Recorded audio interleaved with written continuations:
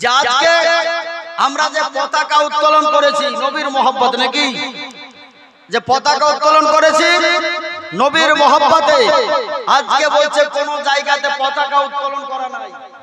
বিরাদারান ইসলাম, পার্টির যখন মিছিল হয় পতাকা নিয়ে যায় কি যায় না? যায়। তখন কোনো আপত্তি থাকে না, তখন কোনো প্রশ্ন থাকে না, তখন কোনো ফতোয়া জারি হয় না। কিন্তু নবীর পতাকা যখন উত্তোলন করা হয় তখনই তাদের প্রশ্ন খাড়া হয়ে যায়, তখনই তাদের প্রশ্ন চলে আসে যে কেন এসব করছে, ফুজুল খরচ, এসব করার কোনো দরকার নেই। বিরাদারান ইসলাম, তুমি কেমন মুসলমান? তোমার লজ্জা লাগা দরকার ছিল যে আজকে পার্টির মিছিল যখন হয় তখন 100-200 খান পতাকা প্রত্যেকের হাতে হাতে গাছের ডালে ডালে আপনার পাচিরে পাচিরে টাঙানো হয়, তখন তোমার প্রশ্ন জাগে না, তখন তোমার আপত্তি হয় না। কিন্তু নবীর যখন পতাকা উঠে তখন তোমার আপত্তি হয়। বুঝা এটা গেল যে তুমি কেমন মুসলমান, তোমার ফলে পরিচয়।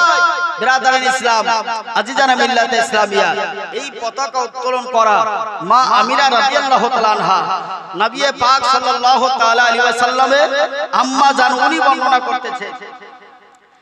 জামিনা রাদিয়াল্লাহু তাআলা বলেন, রায়তু সালাসাতা আলামিন মাজরুবাতিন, আলামান বিল মাগরিবে, আলামান বিল মাশরিকে, ওয়ালামান বিল মাগরিবে, ওয়ালামান আলা যাহরিল কাবাতে।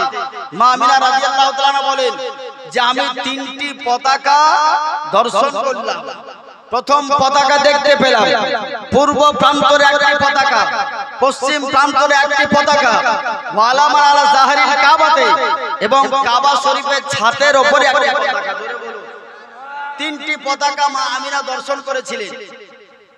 এই 3টি পতাকা মা আমিনা দর্শন করলেন, পূর্ব প্রান্তরে একটি, পশ্চিম প্রান্তরে একটি, এবং কাবা শরীফের ছাদের উপরে একটি। নবীর আগমনের পূর্বে আল্লাহ নবীর জন্য আল্লাহ পাক 3টি পতাকার ব্যবস্থা করেছিলেন। তাহলে বিরাদারান ইসলাম, আজিজানা মিল্লাতে ইসলামিয়া, আমরা যে পতাকা আজকে লাগিয়েছি মসজিদে, মাদ্রাসায়, বাড়িতে, রাস্তাঘাটে, এটা হাদিস শরীফ থেকে তার প্রমাণ আছে না নাই? আছে। মা আমিনা রাদিয়াল্লাহু তাআলা আনহা উনি বর্ণনা করেছেন। আচ্ছা, আপনার